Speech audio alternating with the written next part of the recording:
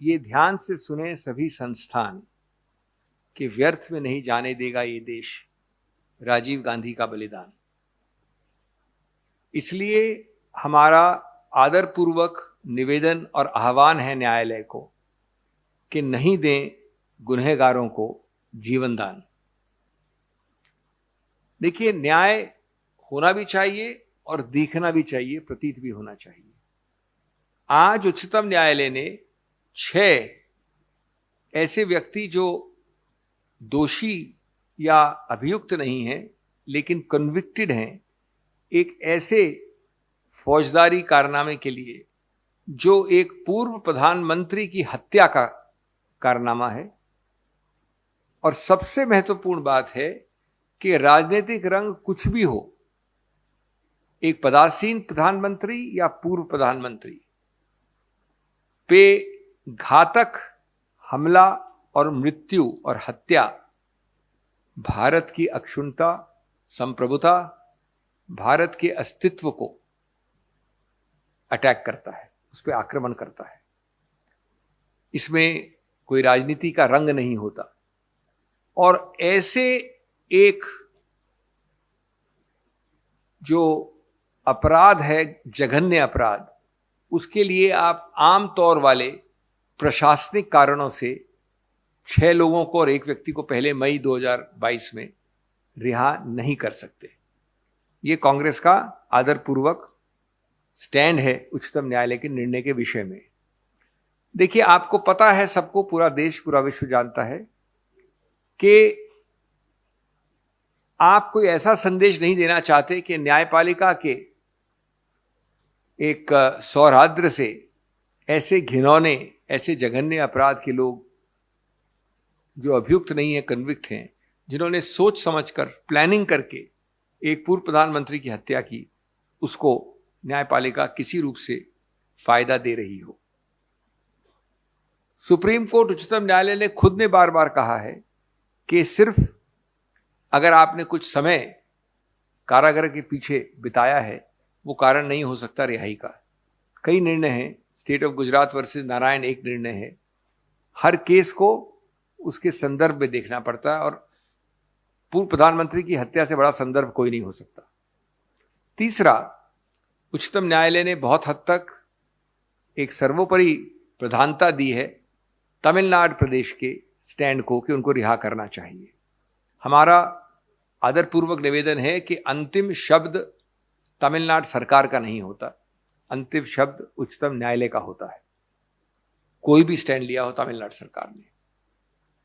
इस संदर्भ में मैं 5-6 प्रश्न बड़े संक्षेप में पूछना चाहता हूं, बल्कि प्रस्तुत करना चाहता हूं, पूछना तो नहीं है, प्रस्तुत करना चाहता हूं देश के सामने आपके जरिए।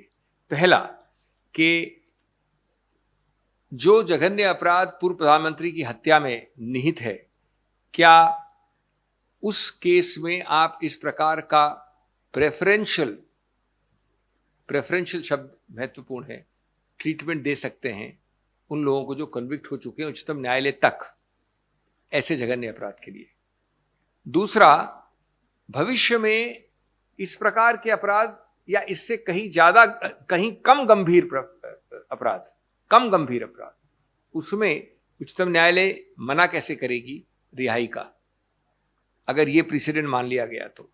तीसरा, अगर रिहाई का कारण स्वास्थ्य अस्वस्थता है, अगर रिहाई का कारण काफी समय बिता देना है जेल में, अगर रिहा का कारण अच्छा एक कॉन्डक्ट है जेल के पीछे, तो मैं समझता हूं कि ये हजारों ऐसे व्यक्तियों को लागू होता है, लाखों को, जो आज गलत चार्जेस पे भारतीय जेल्स में पड़े हैं।